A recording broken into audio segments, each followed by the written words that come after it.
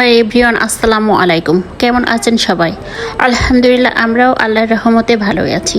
আজকে নতুন আরেকটি ব্লগ নিয়ে চলে এসেছি। তাবিয়া আজ নদী দেখতে যাবে। যেতে যেতে একটা বিড়াল ছানার সাথে আমাদের দেখা। বিড়াল ছানা একবার গাছের ভিতরে লুকায়, আবার বেরিয়ে আসে। তারপর একটা বাচ্চা ছেলে তাবিয়াকে কাশফুল এনে দেখাচ্ছিল। তারপর তাবিয়া এক ধরে কাশফুলের কাছে চলে গেল, যে কিছু নাচানাচি করা শুরু করে দিল। নদীর ধারে কাশবন, তার মাঝে আবার সবুজ ঘাস। সেই সবুজ ঘাসের ভিতরে আমার ছোট প্রজাপতিটা উড়ে উড়ে ঘুরে ঘুরে বেড়াচ্ছে। এখানকার কাশফুল গাছগুলো এত বড়, মনে হচ্ছে যেন ওরা আকাশ ছুঁতে চায়।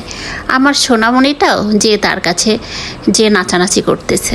তাই তো আমি এই ছোট্ট তাবিয়াকে নিয়ে দিনের শেষ সময়টুকু আমি একটু নদীর কাছে নিয়ে যাই, একটু ফুলের কাছে নিয়ে যাই, একটু প্রকৃতির কাছে, মাঠের কাছে নিয়ে যাই। ওকে ছেড়ে দিই আপন মনে, ও ঘুরে বেড়াক, ও প্রকৃতির সাথে মিশে থাক, একটু ওর মতো করেই বেড়ে উঠুক। নদীর ধারে যেয়ে বসে পড়েছে সে। নদীর পানিতে সে হাত বুলাই বুলাই একবার এদিকে দেবে, মায়ের গায়ে পানি ছিটিয়ে দেবে। আমাদের স্বপ্নগুলোকে এই নদীর পানির মতো ভাসিয়ে দিচ্ছি। হাতে আবার একগুচ্ছ ফুলও আছে তার। দেখো, ফুল নিয়ে বুড়ি নদীর পানিতে হাত ভিজিয়ে ভিজিয়ে খেলা করছে আনমনে। আসলে আমাদের দেশটা অনেক সুন্দর, কত রূপে গুণে ভরপুর এই নদী। নদীর যে এত সুন্দর একটা রূপ আছে, সেটা নদীর কাছে না গেলে বোঝা যায় না। ছোট্ট মনে ছোট্ট স্বপ্ন, সে নদীতে নৌকা চালাচ্ছে। এইভাবে নৌকা চালাতে হয়, তাই না মা? সে আমাকে বলছে। আমাদের সারা জীবনের প্রকৃতির নতুন দর্শনগুলো আমাদেরকে বাচ্চাদের মতো আনন্দিত করে তোলে। প্রকৃতির মাঝে দুর্দান্ত কিছু রয়েছে, যা প্রকৃতি প্রেমীদের খুবই টানে। প্রকৃতি কখনো আমাদের শিথিল হতে দেয় না, কখনো না কোনোভাবেই সে তার মায়ায় আমাদেরকে জড়িয়ে রাখে। প্রকৃতির মাঝে আমরা ঘুরে বেড়াতে পারি, এই জন্যে হয়তো আমাদের জীবনটা এত সুন্দর।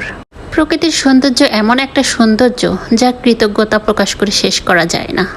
আপনারা বেশি বেশি প্রকৃতিকে ভালোবাসেন, নদীকে ভালোবাসেন, মাঠকে ভালোবাসবেন, দেখবেন আপনাদের জীবনটা অনেক সুন্দর হয়ে যাবে। এই যে চারিপাশে আমরা কত রং দেখতে পাই, এগুলো হলো প্রকৃতির হাসি। আজ এই যে কাশফুল সাদা হয়ে আছে মেঘের মতো, এটা আমাদের জানান দেয় যে শরৎ ঋতু এসে গেছে। এর সৌন্দর্য দেখতে হলে আপনাকে অবশ্যই কাশবনে যেতে হবে, কাশফুলের কাছে যেতে হবে, প্রকৃতির মাঝে মিশে যেতে হবে।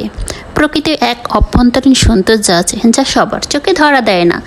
যার চোখে ধরা দেয় সে এর সৌন্দর্য কাটিয়ে উঠতে পারে না। নদীকে বলা যেতে পারে প্রকৃতির আত্মা। এমনই প্রকৃতির মাঝে নিজেকে বিলিয়ে দিন আর উপভোগ করুন আপনার জীবনের সেরা অনুভূতিটুকু।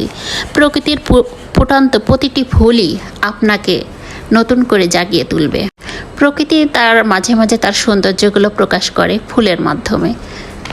এই সুন্দর প্রকৃতিকে ভালোবাসুন, দেখবেন একটা সময় এসে আপনি আপনার আশেপাশের প্রত্যেকটা বস্তুকেই ভালোবাসতে পারবেন।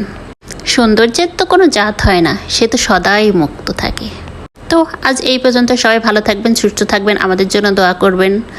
আজকের ব্লগ এই পর্যন্তই। আল্লাহ হাফিজ।